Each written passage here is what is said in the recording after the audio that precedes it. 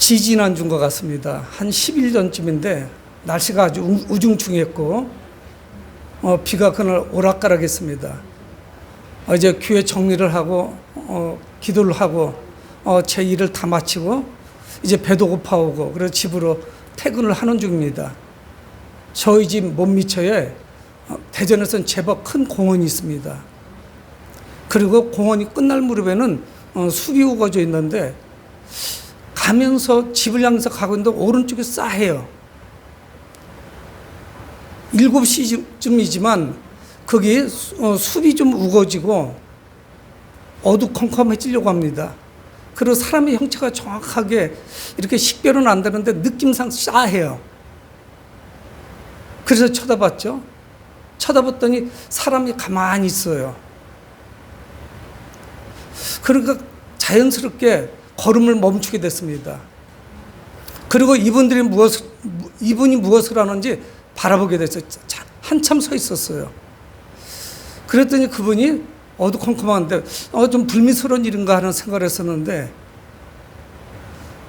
제가 보는 시각에서는 이렇게 보였어요. 고개를 45도쯤 구부리고 손을 합장을 하고 있었습니다. 그래도 불행 중 다행이죠. 그래서 제가 거기 좀 잠깐이지만 서 있으면서 저분은 무엇이 저렇게 간절한 마음이 있어서 고개를 45도 정도 숙이고 손을 모으고 있을까? 저거는 기독교 방식의 기도하는 것은 아닌데 그 마음에 무슨 답답함이 있을 것일까? 그런 생각을 하면서 집으로 퇴근을 했습니다. 그 다음날 아침에 이제 출근하면서 거기를 지나가죠. 그러면서 그분이 서 있었던 좀 위치에 도대체 뭐가 있지? 혹시 마리아상이라도 있나? 그것도 저것도 아니었습니다. 제 무릎 높이보다 약간 높은 정도의 돌무더기예요. 돌무덤은 아니고 잡석 골라낸 것 같다 이렇게 던져놔가지고 이렇게 묘지같이 돌이 쌓여있을 뿐이에요. 그리고 썩은 나무가지도 몇 개 이렇게 가로질러서 세워져 있습니다. 저게 뭐지? 도대체 무엇인데 돌무더기에 손을 모으고 제가 볼 땐 기도도 아닌 합장을 하고서 무엇을 기도하는 것일까? 그러면서 많은 생각을 하게 됐습니다. 사랑하는 성도 여러분, 개인도 그렇고 가정도 그렇고 교회라고 하는 공동체도 그렇고 국가도 그렇고 여러분 그 모든 여정이 순탄하지는 않죠. 문제가 없는 곳은 없습니다. 여러분 사람들이 태어나서 한평생 살아가면서 떠날 때까지 자유를 만끽하시나요? 여러분들 얼마나 자유를 누리셨어요? 특별히 연세 드신 분들은 일제를 보내고 6.25 전쟁을 통과하시고 그리고 춘공기 보릿고개를 보내시고 60년대 70년대 그리고 어느 순간인지 모르지만 하나님의 놀라신 축복 가운데 생활이 좋아졌습니다. 끼니를 굶는 사람은 없죠. 살이 찌니까 다이어트 하겠다고 안 먹고 있죠. 여러분 그런데 우리 부모님들보다 우리 할아버지 할머니보다 요즘 사람들 훨씬 더 스트레스가 심하다 그래요. 여러분 그 어려운 시기에도 끼니를 때우지 못하면서도 우리 부모님들은 그걸 이겨나갔습니다. 그냥 그분들 그렇게 생각해요. 이게 내 운명인데 맞부딪히자. 끝까지 인내하자. 좋을 날이 있겠지. 여러분 하지만 생활 수준이 높아지고 상대적인 빈곤은 있지만 절대 빈곤은 없어요. 굶주리지는 않습니다. 여러분 그런데 많은 사람들이 세상을 떠나요. 너무 힘들대요.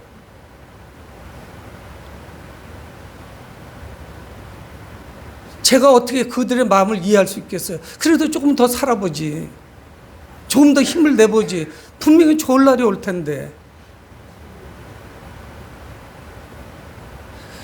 욥기 5장 7절에는 그렇게 말씀합니다. 사람은 고생을 위하여 났으니 불꽃이 위로 날아가는 것 같으니라.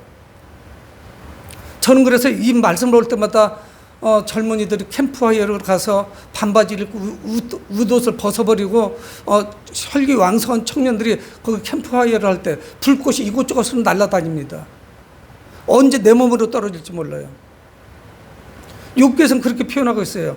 사람은 고생을 위해서 나니 불꽃이 위로 날아다닌대요. 언제 내 머리를 거슬릴지, 내 등짝에 떨어질지 알 수가 없어요. 예측이 불가능합니다. 그래서 사람들은 누구나 무거운 짐을 지고 살아가요. 연세가 많으신 분들은 더 무거운 짐을 지고 여기까지 살아왔어요. 대단하십니다. 늘 그 무거운 짐이 우리를 억눌렀어요. 저는 목사니까 자유하다? 그렇잖아요. 목사의 무게도 되게 무거워요. 주님의 그 사역이 늘 가볍고 그냥 휘파른 물로 룰랄랄라 하면서 하지 못해요. 주님이 나를 통해서 이루시고자 하시는 것이 무엇인지 그 사역에 대한 부담감을 이루 말할 수가 없어요. 여러분, 그런데 누구나 무거운 짐을 가지고 있고 고통스러워합니다. 그런데 오늘 예수님께서는 우리를 향하여 뭐라고 말씀하냐? 수고하고 무거운 짐진 자들아. 수고하고 무거운 짐진 자들이래요. 여기는 어떤 예외도 없습니다. 여러분, 오늘 예수님은 당시 종교 지도자들, 우리도 역시 마찬가지예요. 정치 지도자나 종교 지도자들, 사회 지도자 층들을 통해서 오히려 스트레스가 저 배가 듭니다. 무엇인가 좀 시원하게 해주는 뉴스가 없어요. 야, 속이 후련하다. 정말 세상 살맛난다. 정말 재밌는 세상이야. 왜 이렇게 정치가 잘 풀려가지? 우리 국회가 왜 이렇게 시원하지? 우리 목사님들이나 종교 지도자들을 바라보면 왜 이렇게 시원하지? 수십 년 묵은 채찍이 싹 내려가. 여러분, 그러신가요?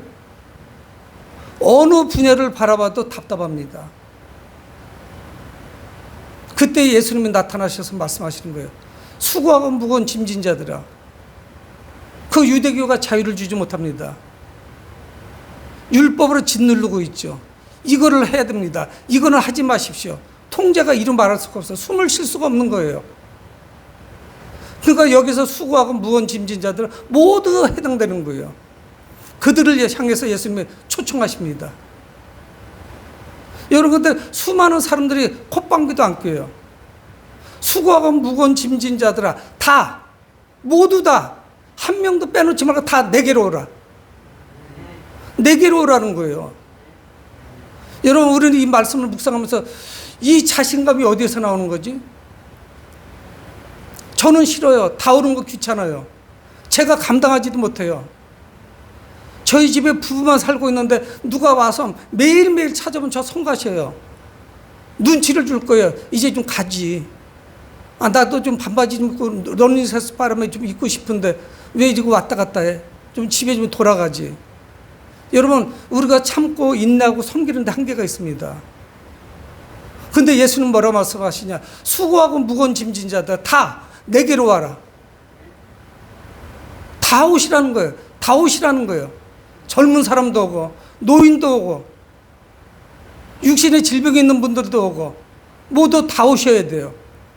여러분, 육신의 스트레스나 또는 몸이 지쳐있는 것은 며칠 잘 쉬고 잠을 잘 자고 수액을 맞고 영양제를 먹으면 깨끗해집니다. 여러분, 근데 사람들이 간과하고 있는 사실이 있어요. 내가 육신이 지금 피곤한 줄 알고 있는 거예요. 노입니다. 노예요. 육신이 피곤한 것이 아니에요. 내 영혼이 지금 결핍하여서 지금 갈급해하고 있는데 자꾸만 육신의 그 식사나 영양제나 아니면 다른 거 가지고 채우는 거예요. 지금 내 영혼이 무엇인가를 채워달라고 지금 아우성을 부리고 있는 거예요.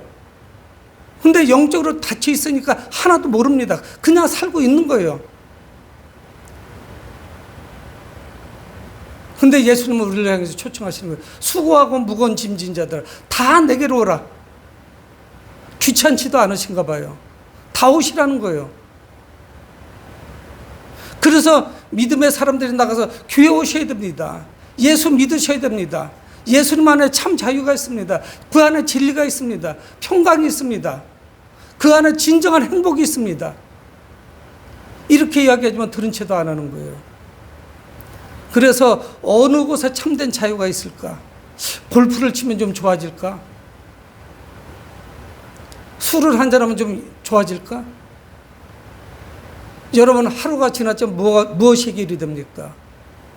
해결된 거 아무것도 없어요. 그냥 하루 저녁 잊은 것 뿐이에요. 술 기운으로.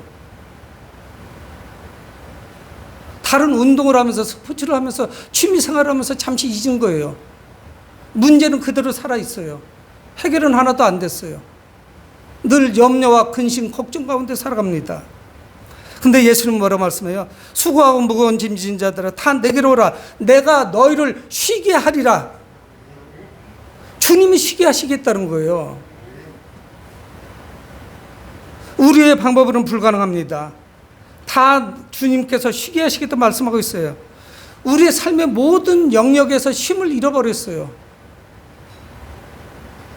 그래서 생활이 좀 나아지면 좀 괜찮아질까? 열심히 뛰고 목표를 이루었더니 아직도 멀었어요. 또 무엇인가가 결핍해요.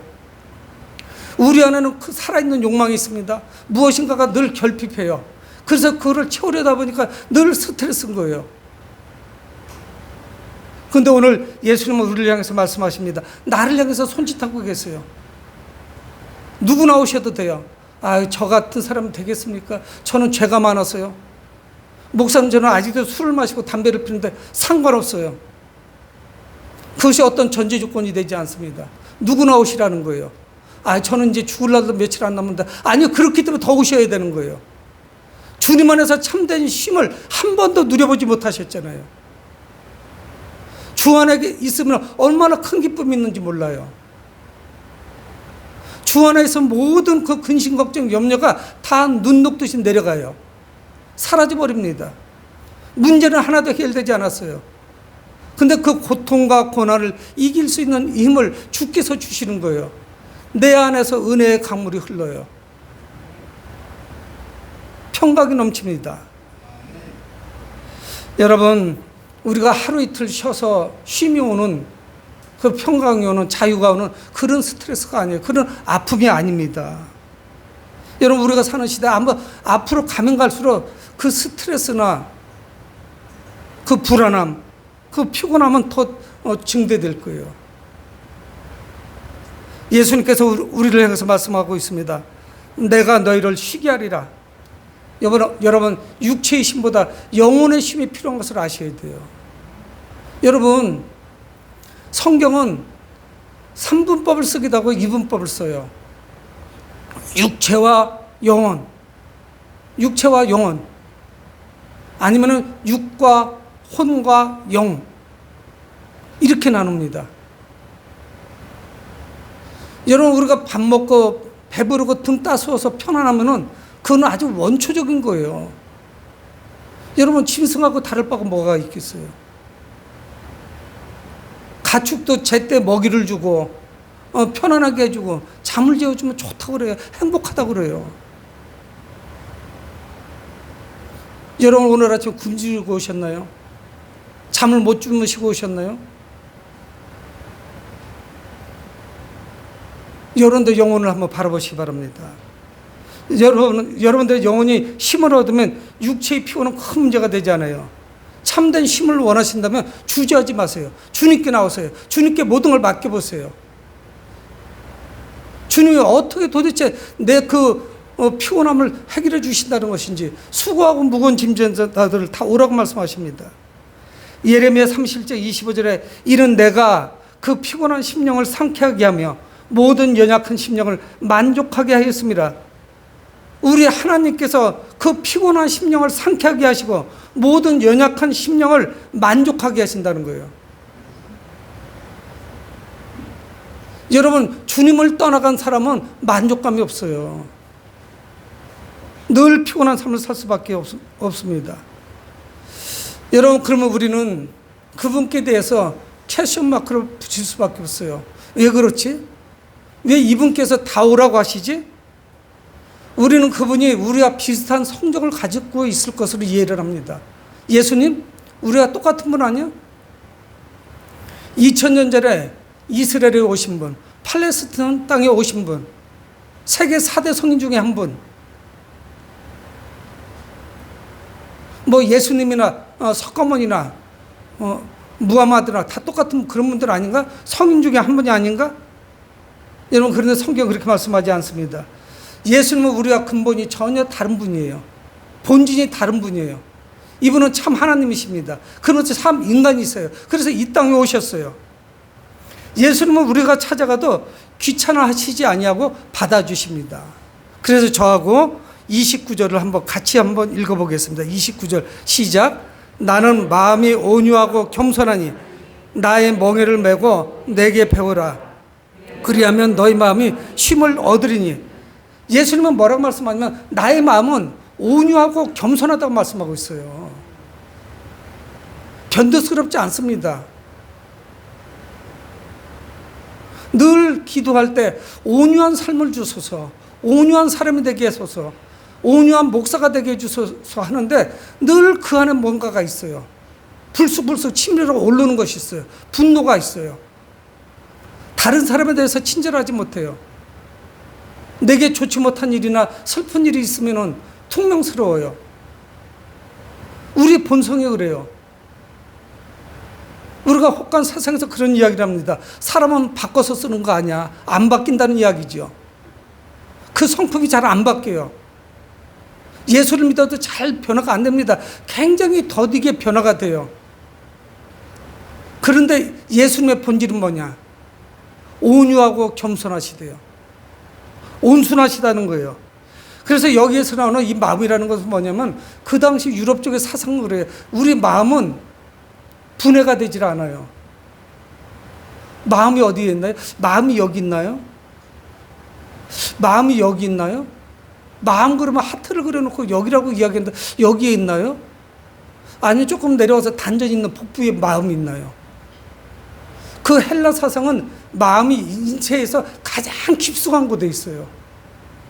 그래서 잘 안 바뀌는 겁니다. 침투가 안 돼요. 훈계를 하고 충고를 해도 잘 들어먹지를 않아요. 아이들 교육도 그렇잖아요. 자기 습성이 잘못된 줄 아는데 안 바꿔요. 근데 예수님 뭐라고 말씀하냐면 나는 마음이 온유하고 겸손하다. 얼마나 겸손하느냐. 십자가에서 죽으시기까지 겸손해요. 빌립보서 2장에서 말씀하는 것 같이 근본 하나님과 근본 같은 분이신데 이분이 낮아지셨어요. 겸손해지셔서 사람의 모습으로 오셨어요. 전혀 맞지 않는 옷이에요. 이곳에 오셔서 얼마나 더 낮아지셨냐. 십자가에서 죽으시기까지 낮아지셨죠. 나는 마음이 온유하고 겸손하니 나의 멍에를 메라. 예수님 말씀하는 거예요. 아니 지금도 힘들어 죽겠는데 무슨 멍에를 또 맵니까? 여러분 멍에는 뭡니까? 한 마리 가축 아니면 두 마리 가축이 끌도록 그래서 일을 하도록 주로 밭을 매죠.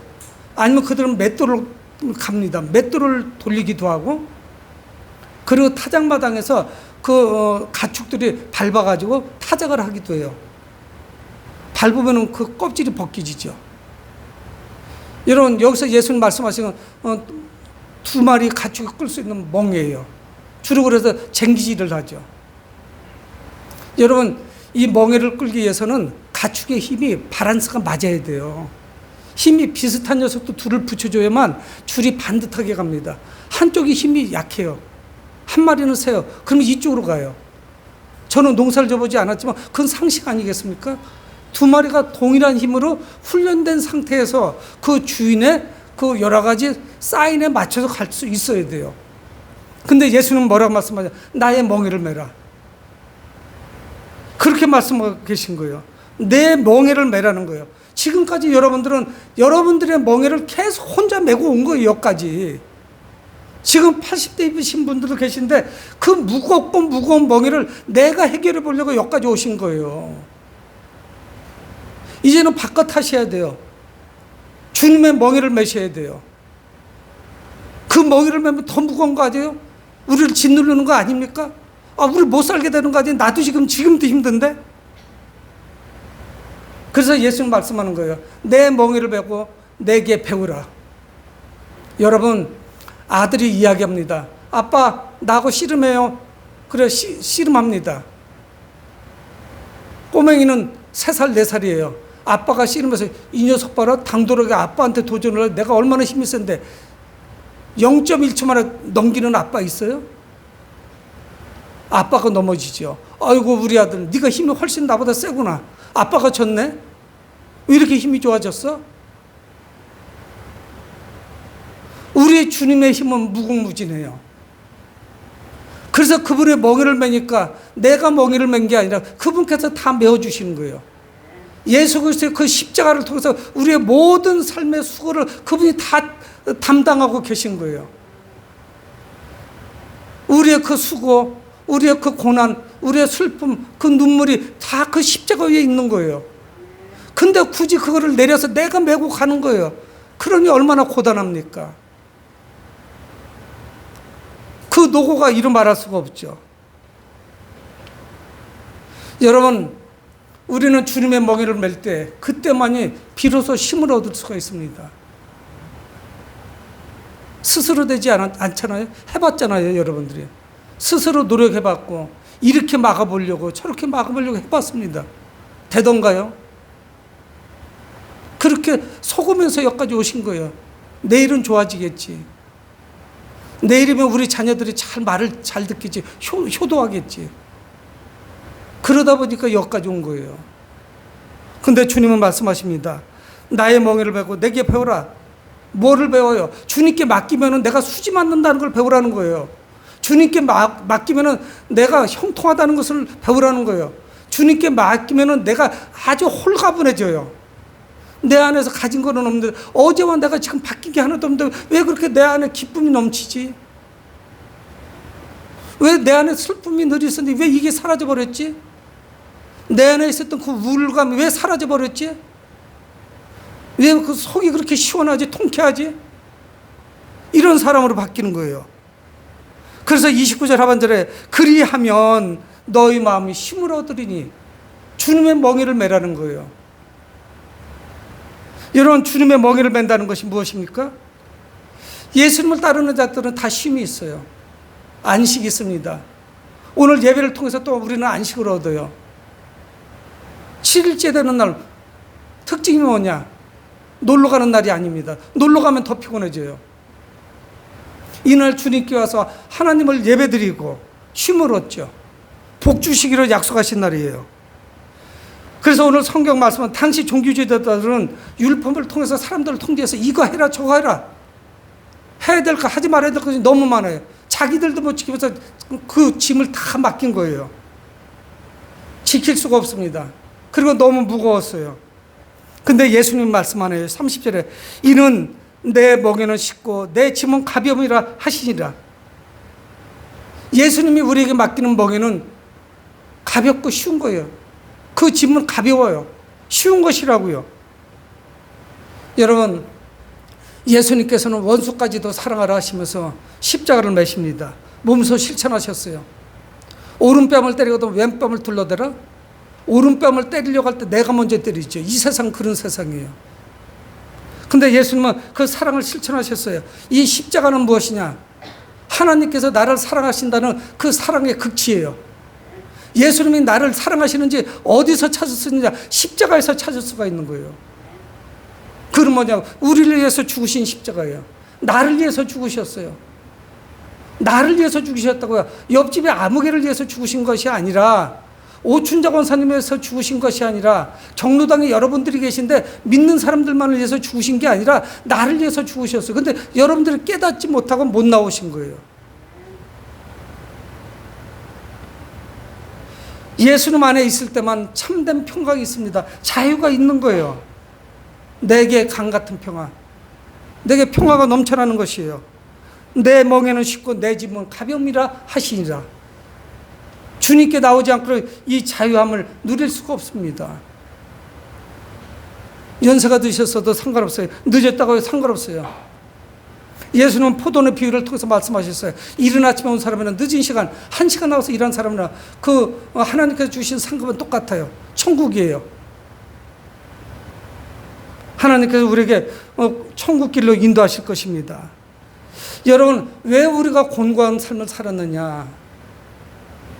내가 내 삶의 주인으로 사셨어요. 내 문제를 내가 해결하고, 이리 뛰고 저리 뛰고 동분서주하고, 자식들을 먹여 살려야 되고, 또 나이가 들으니까 노후 대책을 세우지 못한 것을 안타까워하고, 그래서 모든 것이 나 중심이에요. 내 삶의 중심이 누구냐? 나를 중심으로 해서 돌아가요. 그래서 내 중심이 되지 않으면 삐져버려요. 불쾌합니다. 이런 건데 이제는 좀 바꾸셔야 돼요. 내 삶의 주인이 누구냐? 하나님이 되셔야 돼요. 주님 중심의 삶을 살아가셔야 돼요. 내 인생의 주인은 누구냐? 주님이시라고요. 그래서 그분한테 다 맡기는 거예요.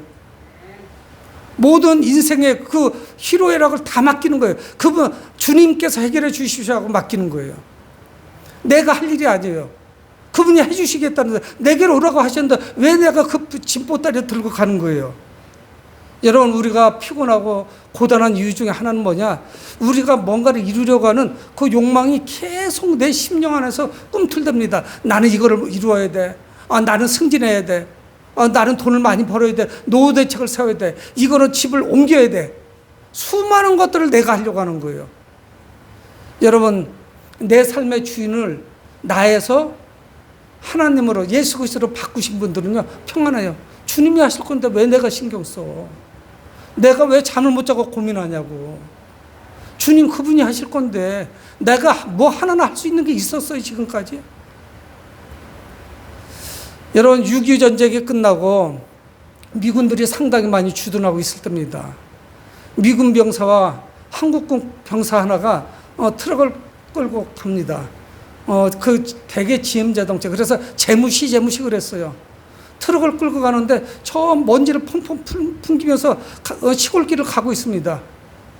군부대를 향해서 들어가고 있는데 할머니 한 분이 보따리를 하나 머리에다 하고 힘겹게 가고 계신 거예요. 그래서 그 군용 트럭에 세웠습니다. 할머니 어디까지 가세요? 그랬더니 저기까지 갑니다. 이야기하시는 거예요. 그럼 할머니 뒤에 적장 좀 좋지는 않지만 타세요. 할머니를 태우고 갔어요. 그리고 덜그덩거리면서 목적지에 가서 할머니 내리세요 하고 뒤를 봤더니 할머니가 어떻게 하고 계신 줄 아세요? 보따리를 여기다 메고 한 손으로 이거를 붙잡고 덜그덩거리면서 간 거예요. 할머니, 짐은 내려놓으시고 거기 좀 빈약하지만 나무로 되어 있지만 의자에 앉고 편안하게 오시지. 왜 그러셨어요? 아니요, 저 혼자 타는 것만 해도 죄송해서요. 뭐가 죄송해요? 다 맡기라고 말씀하시는데. 보따리도 맡기고 내 몸도 맡기고 그러면서 쉬면서 가는 거죠. 미안해서 못 맡기는 거예요. 주님이 이것까지 이건 내가 해야 되는데 다 맡길 수가 있나? 그래서 전부 내가 하려고 했던 거예요. 그래서 피곤하고 고단하고 내 영혼이 주님으로부터 돌봄받지 못하고 그런 삶을 살으셨습니다. 사랑하는 성도 여러분, 누구나 우리 삶의 평화, 쉼을 원해요. 그 쉼이 육신의 쉼이 아니라는 것은 여러분도 아시겠죠? 지난 세월을 돌이켜보니 즐거웠던 그런 시절보다 고통스러웠던 시절, 눈물 흘렸던 시절이 훨씬 더 많았어요. 슬픔뿐이었고 한숨뿐이었고 눈물뿐이었습니다. 떠난 적이 없었어요. 세월이 지나면 좋을 줄 알았어요. 근데 스스로 속고 여기까지 왔어요. 지금까지 참된 쉼을 얻지 못했습니다. 그러나 우리가 추구하는 삶, 쉼이 있는 삶, 안식 있는 삶, 참된 자유가 있는 삶, 이 삶은 예수님 안에서만 누릴 수 있어요.